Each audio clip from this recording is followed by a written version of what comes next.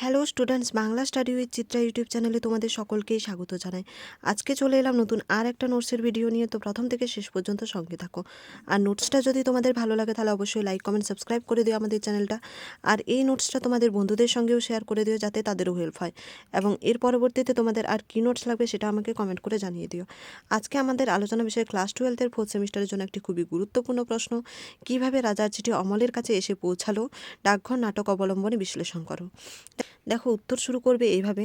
রবীন্দ্রনাথ ঠাকুরের ডাকঘর একটি প্রতীকীমূলক নাটক, যেখানে প্রধান চরিত্র অমল একজন রোগা, অসুস্থ ও গৃহবন্দী শিশু।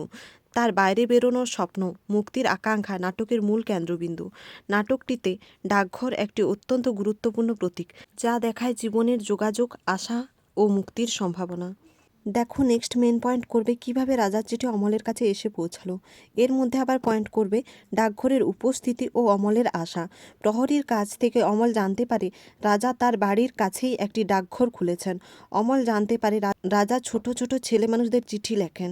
এই কথায় অমলের মনে গভীর আনন্দ ও আশা জাগে। সেইভাবে রাজা নিশ্চয়ই তাকেও একটি চিঠি পাঠাবেন। দেখো, নেক্সট 2 নম্বর পয়েন্ট, ঠাকুরদার আশ্বাস। ফকির ঠাকুরদা অমলকে বলে রাজার চিঠি রওনা হয়ে গেছে, এখন পথে আসছে। ঠাকুরদার কথা শুনে অমল কল্পনায় দেখে পাহাড়ের দিক থেকে রাজার ডাকঘর করারা চিঠির বোঝা নিয়ে নামছে। এসব কথা চিন্তা করে তার মন আনন্দে ভরে ওঠে। দেখো, নেক্সট 3 নম্বর পয়েন্টে লিখবে মোড়লের পরিহাস, রাজার চিঠি। মোড়ল মজা করে একটি ফাঁকা কাগজ অমলকে দিয়ে বলে, এই নাও রাজার চিঠি। তো তোমরা অবশ্যই কোটেশনে লিখবে।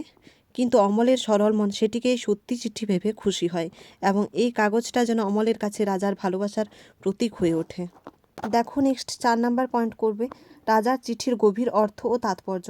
ঠাকুরদা অমলকে জানায় রাজা নিজে আসছেন অমলকে দেখতে, সঙ্গে রাজকবিরাজও আসবেন। এই চিঠি আসলে বাস্তব চিঠি নয়, এটি ঈশ্বরের বার্তা বা পরম ডাক।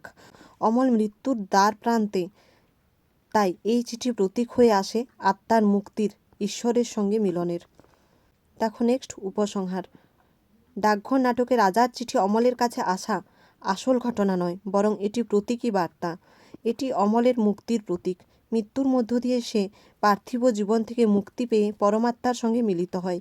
তাই এইভাবে রাজার চিঠি অমলের কাছে এসে পৌঁছায়। তোমাদের যদি নোটসটা ভালো লাগে তাহলে অবশ্যই লাইক কমেন্ট সাবস্ক্রাইব করে দেবে আমাদের চ্যানেলটা। আর এই নোটসটা তোমাদের বন্ধুদের সঙ্গেও শেয়ার করে দেবে যাতে তাদেরও হেল্প হয়। এবং এর পরবর্তীতে তোমাদের আর কী নোটস লাগবে সেটাও আমাকে কমেন্ট করে জানিয়ে দিও। ধন্যবাদ।